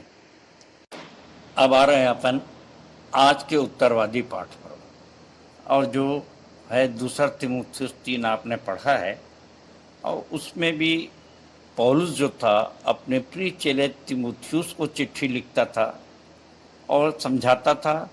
निश्चित रूप से मेरे प्रियो, जैसे मैं भी अभी समझाने का प्रयास करता हूँ अपने चेलों को, वो भी समझाता था और उससे हमको शिक्षा मिलती है, प्रेरणा मिलती है, अगुवाई मिलती है। और उसने कहा कि दूसरा तीमुथियुस 3 का कि पर याद जान रख कि अंतिम दिनों में कठिन समय आएंगे, क्योंकि मनुष्य अपस्वार्थी, ढींगमार, अभिमानी, निंदक, माता पिता की आज्ञा टालने वाला, कृतघ्न, अपवित्र और बहुत सी बातें चौथे पद में लिखाई हैं कि घमंडी होगा, दोष लगाने वाला होगा। बहुत सी बातें आ जाती हैं। ये कहाँ से आई? जैसे मैंने कहा था कि शैतान हाथ पे हाथ धर के नहीं बैठा रहता, बिल्कुल अलर्ट है। आप चूक जाएंगे। मैं चर्चा में हमेशा कहता हूँ कि आदम और परमेश्वर से क्या दूरी रही होगी या कौन सी चूक हुई कि शैतान को अवसर मिल गया और उसने सिर्फ एक शब्द न बोल करके हवा को अपने कब्जे में ले लिया कि तू निश्चय न मरेगी, न सब। सो मेरे प्रियो, वो छोटी मोटी शक्ति नहीं है, बहुत ही ज़रूरी है उसको पहचानना, समझना भी, अन्यथा हम युद्ध बिना लड़े ही हार जाएंगे। और इसलिए 5वें पद पर कहता है, वे भक्ति का भेष तो धरेंगे पर उसकी शक्ति को न मानेंगे। ऐसों से परे रहना, ऐसों से परे रहना, दूर रहना भैया। सलाम दुआ कर लिए, किनारा काट लो। क्यों? क्योंकि मेरे प्रियो, मैं किसी को भ्रमित नहीं करना चाहता और नहीं चाहता कि फिर से कोई भ्रमित हो। और इसीलिए भक्ति का भेष जो रखते हैं और शक्ति को नहीं मानते, आप कैसे पहचानेंगे? क्योंकि दूसरा कुरिन्थियों 11:14 को भी में भी लिखा था, कुरिन्थियों को समझाते हुए, शैतान आप भी स्वर्गदूतों जैसा उज्जवल रूप धारण करता है। सो धर्म के सेवक भी अगर उसका सा रूप धारण करें तो इसमें कोई आश्चर्य की बात नहीं, परंतु उनका अंत उनके कामों के अनुसार होगा। तो मेरे प्रियो, सब किसी के काम को बड़ी बारीकी से देखें, परखें। काम तो आप देख सकते हैं, और नहीं ऐसा है तो फिर 6वें 7वें पद में बोलता है कि छिछोरी स्त्री कह रहा है कि सत्य की पहचान तक कभी नहीं पहुंचती। और ये देखिए कि ऐसी स्त्री कौन है, ऐसा पुरुष कौन। और ये अजीब सा श्राप जैसे लगता है 7वां पद कि सदा सीखती तो रहती हैं पर सत्य की पहचान तक कभी नहीं पहुंच पाती। तो आज मेरे प्रियो, हमारे सामने एक बड़ा प्रश्न है कि हम सत्य को कैसे पहचानें। तुम सत्य को जानोगे और सत्य तुम्हें आज़ाद करेगा। और इसीलिए मेरे प्रियो, यूहन्ना 3:11-12 जो हम जानते सो कहते हैं, जो देखते हैं हम उसी की गवाही देते हैं। इतने स्ट्रांग रहिए इसमें, इतने स्ट्रांग रहिए, एकदम बुलंद रहिए। याद रखिए कि अगर आप इसमें नहीं है बुलंद तो निश्चित रूप से शैतान को कभी भी उड़ा लेगा। बेफिक्र मत रहिए, अपने आप में स्थिर रखिए। और इसीलिए मैं छत्तीसगढ़ी भाषा का उपयोग करता हूँ। मैं अपन आँखी में दिखे हाँ तेला काबर नहीं पतिया हाँ, यानी बहुत पढ़े लिखे भी हैं तो किसी काम का नहीं, उस छत्तीसगढ़ी से सीख लीजिए आप। और नहीं तो 8वें पद में 2 नाम दिए गए हैं और वहाँ पर लिखाया है, और जैसे यन्नेस और यब्रेस ने मूसा का विरोध किया था वैसे ही ये भी सत्य का विरोध करते हैं। ये तो ऐसे मनुष्य हैं जिनकी बुद्धि भ्रष्ट हो गई है और वे विश्वास के विषय में निकम्मे हैं। प्रियो, ये 8वें 9वें पद के यन्नेस और यब्रेस के विषय में मैं आपको कुछ बताना चाहूँगा। ये पुराने नियम में इनका कहीं उल्लेख नहीं है। इन्होंने मूसा के समय आश्चर्य कर्म दिखाए थे। ये मिस्री जादूगर थे। ये सत्य के विरोध करने की, इन्होंने सत्य का विरोध करने की मूर्खता की थी और उसी के प्रतीक थे। सो प्रियो, आज भी वे सत्य का विरोध करने के प्रतीक हैं। और ऐसे लोग जो सत्य का विरोध करते हैं उनके लिए एक बड़ा सुंदर पद यहाँ पर लिखाया है। पर जो आंखों देखा हाल पर भी विश्वास नहीं करते, तो विश्वास के संबंध में उनको निकम्मे तो यहाँ पे कहता है तीमुथियुस को समझाते हुए पौलुस, और यहाँ पे 9 पर लिखा है कि ऐसे लोग पर इससे आगे नहीं बढ़ सकते, क्योंकि जैसे उनकी अज्ञानता सब मनुष्यों पर प्रकट हो गई थी, वैसे ही इनकी भी हो जाएगी। सो मेरे प्रियो, एक दिन कौन जानता है कौन नहीं जानता, उसकी सच्चाई निश्चित रूप से प्रकट होगी, और इसलिए वो अपने प्रिय चेले को समझा रहा है 10वें पद पर तू उपदेश, चाल चलन, मनसा, विश्वास, सहनशीलता, प्रेम, धीरज और सताए जाने और दुख उठाने में मेरा साथ दिया, और ऐसे दुखों में भी जो अंताकिया और इकुनियुस और लुस्त्रा में मुझ पर पड़े थे, और दुखों में भी जो मैंने उठाए, परंतु प्रभु ने मुझे उन सब से छुड़ा लिया। मेरे प्रियो, कितने आनंद की बात है कि अपने विश्वास योग्य चेला को कहा तूने इन सब बातों में मेरा साथ दिया है। तो कितने आनंद के साथ वो कह रहा है अपने मित्र को कि तूने मुझे जब जब मेरे ऊपर दुख और संकट आए तूने साथ दिया, तू सुख दुख का साथी है। और इसलिए जितने मसीह यीशु में भक्ति के साथ जीवन बिताना चाहते हैं वे सब सताए जाएंगे, इसलिए तू सताया भी जाएगा। मेरे प्रियो, क्या इनाम है सोच लीजिए। इसलिए कि तू सत्य का साथ देता है, तू मेरा साथ देता है, इसलिए तू सताया भी जाएगा। परंतु 13वां पद, और दुष्ट और बहकाने वाले धोखा देते हुए और धोखा खाते हुए बिगड़ते चले जाएंगे। सो मेरे प्रियो, हर एक सताव पर भी हमको कौन सा आचरण करना है पौलुस ने तीमुथियुस को बताया, और मैं आपके सामने पढ़ रहा हूँ 14वां पद, पर तू इन बातों पर जो तूने सीखी है और प्रतीति की थी, यह जानकर दृढ़ बना रह कि तूने उन्हें किन लोगों से सीखा था। मेरे प्रियो, आज प्रश्न आ गया कि हम किससे सीखे हैं।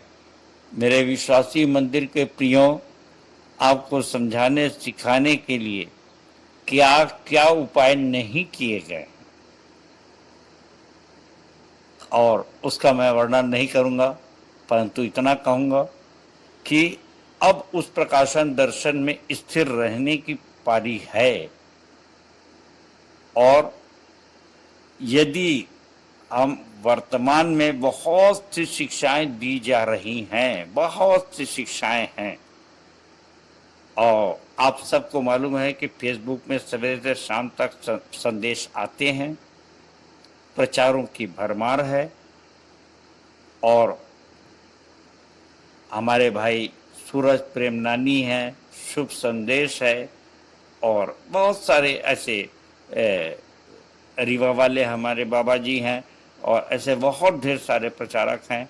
और मैं यहाँ पर कहना चाहता हूँ मेरे प्रियो, किसी की मैं आलोचना नहीं करना चाहता, मैं स्वयं सुनता हूँ, सीखता हूँ।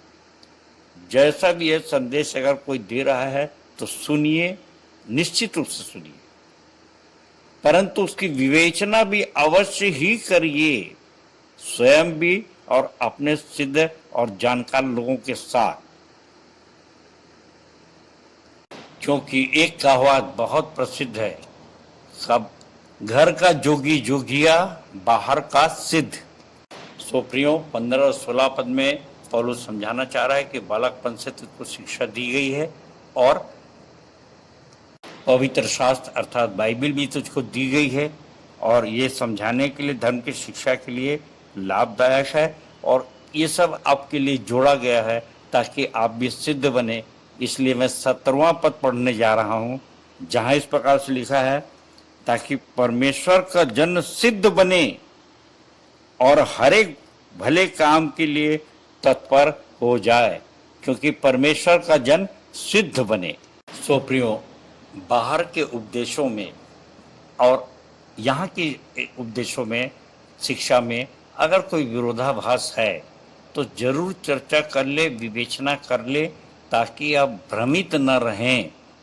और इसीलिए मैंने जो अभी संदेश दिया था 30 तारीख को भाई चंद्रशेखर तिवारी जी के चैनल में, उसमें मैंने सिद्धता के बारे में बताया था, मत्ती 5:48 कि सिद्ध बनो जैसा तुम्हारा परमेश्वर पिता सिद्ध है। और तब जाके सिद्ध लोगों में आपको गुप्त ज्ञान बताया जाएगा, 1 कुरिन्थियों 2:7 का। और पहला कुरिन्थियों 2:9, जो आंखों ने नहीं देखा, जो कानून नहीं सुना और जो बातें मनुष्य के चित्त में नहीं चढ़ी, वही परमेश्वर ने अपने प्रेम रखने वालों के लिए तैयार किया है। क्योंकि धनी भी व्यक्ति आया था यीशु मसीह के पीछे, और उसने यीशु मसीह ने भी उससे मत्ती 19:21 में कहा था कि यदि तू सिद्ध होना चाहता है तो सारा धन बेच के मेरे पीछे हो ले। इसलिए इब्रानी 6:1-2 कहता है, आओ सिद्धता की ओर आगे बढ़े मेरे प्रियो। इसीलिए आपको 3 बातें स्मरण कराई गई कि आप 100% सिद्ध बना दिए गए हैं इब्रानी 10:14 के अनुसार।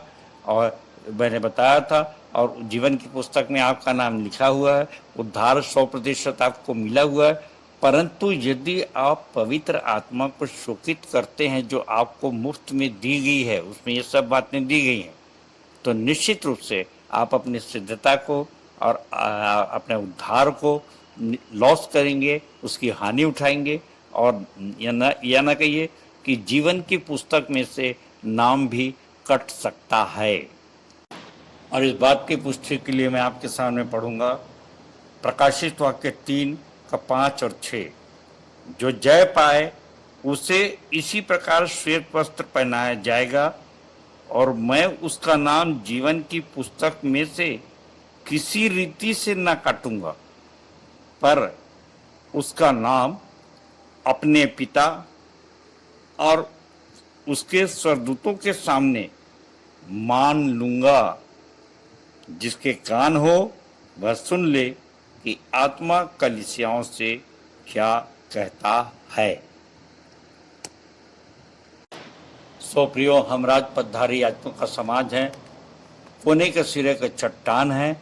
और इसलिए तीमुथियुस कहता है कि तुम छिछोरी स्त्री की तरह मत बनना कि सत्य की पहचान ही करते रह जाओ और भटकते रह जाओ। आपके सामने सब कुछ दिखा दिया जाता है, इसलिए अपनी सिद्धता को थामे रहिए। और मेरे प्रियो, बड़े आनंद की बात है, मैं चाहता हूँ कि इस जीवन में बहुतायत का जीवन पाकर और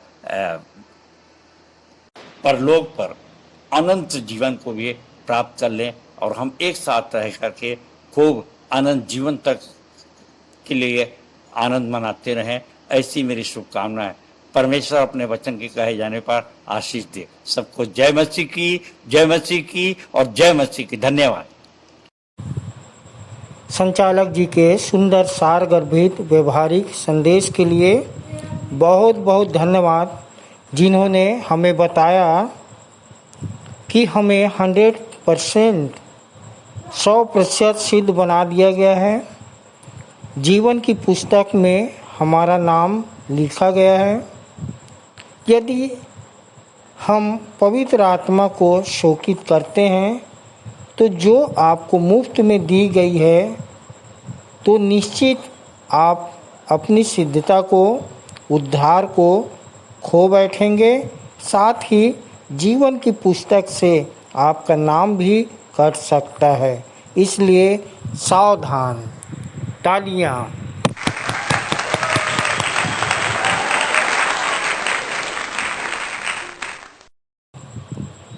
हम अपनी आराधना के अंत में हैं और इस समय हम एक गीत गाएंगे। अंतिम प्रार्थना, प्रभु की प्रार्थना और आशीष से आज की सभा का समापन करेंगे। हम गीत गाने के लिए निकाल लेंगे स्तुति के गीत से 101 नंबर, यीशु कहता तू साफ उजाला दे। और अंतिम प्रार्थना हम अपने सहायक आचार्य भाई राजकुमार निषाद के द्वारा कर लेंगे, जो चूराघाट कलीसिया से हैं। और हम अपनी सह संचालिका डॉक्टर अल्पना राम जी की आशीष से सभा का समापन करेंगे।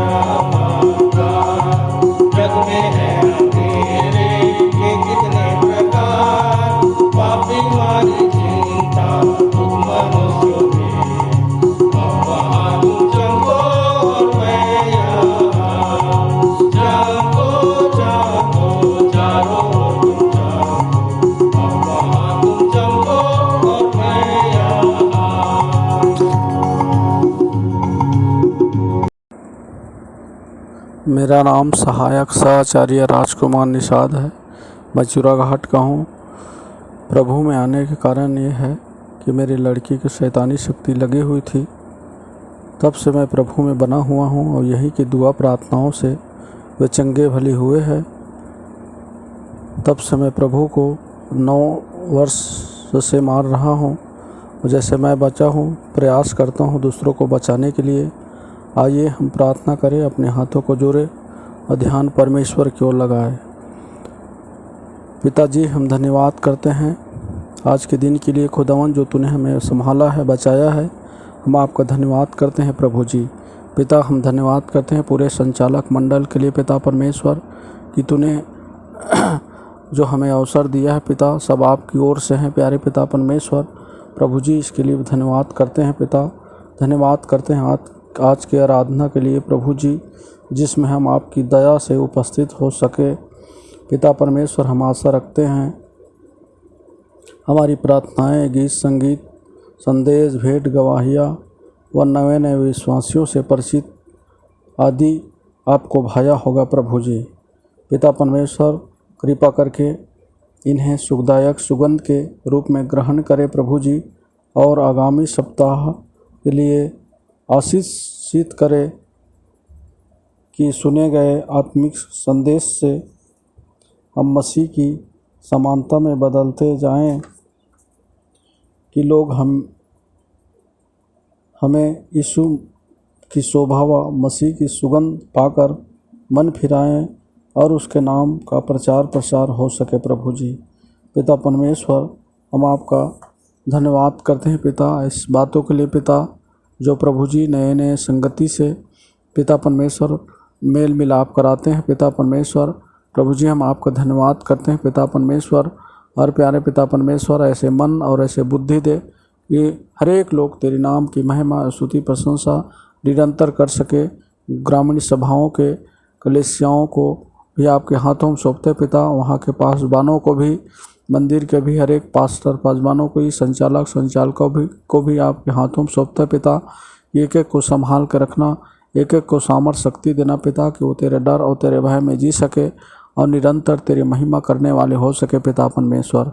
पिता परमेश्वर, जितने भी इस ऑनलाइन में आपकी वचन को सुने हैं पिता परमेश्वर, हर एक को ज्ञान बुद्धि और समझ के आत्मा दे पिता। वो सुनने वाले नहीं परंतु उस पर चलने वाले हो सके और ऐसे मन लगाने वाले हो सके पिता। ऐसे तेरी दया, तेरी अनुग्रह को चाहते हैं परमेश्वर पिता। प्रभु जी, सारी बातों को आपके लिए हम आपका धन्यवाद करते हैं पिता, कि तूने हमारी प्रार्थना सुना है। धन्यवाद के साथ छोटी विनती उद्धारकर्ता प्रभु यीशु मसीह के नाम से मांगते हैं, आमीन। हे हमारे पिता, तू जो स्वर्ग में है, तेरा नाम पवित्र माना जाए, तेरा राज्य आए, तेरी इच्छा जैसे स्वर्ग में पूरी होती है, वैसे ही इस पृथ्वी पर भी पूरी हो। हमारे दिन भर की रोटी आज हमें दे, और जैसे हमने अपने अपराधियों को क्षमा किया है, वैसे ही तू भी हमारे अपराधों को क्षमा कर, और हमें परीक्षा में ना डाल, परंतु बुराई से बचा, क्योंकि राज्य, पराक्रम और महिमा सदा तेरे ही हैं। आमीन। अब शांतिदाता परमेश्वर, जो हमारे प्रभु यीशु को, जो भेड़ों का महान रखवाला है, सनातन वाचा के लहू के गुण से मरे हुओं में से जिलाकर ले आया, तुम्हें हर एक भली बात में सिद्ध करे, जिससे तुम उसकी इच्छाएं पूरी करो, और जो कुछ उसको भाता है उसे यीशु मसीह के द्वारा हम में उत्पन्न करे। सो अब हमारे पिता परमेश्वर का प्रेम, प्रभु यीशु ख्रीष्ट का अनुग्रह और पवित्र आत्मा की शांति और सहभागिता हम में से हरेक के साथ अब से लेकर सदा काल तक होती रहे। आमीन।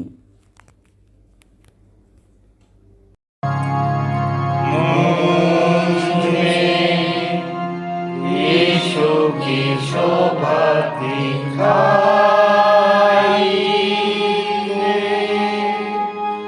उसका अद्भुत प्यारा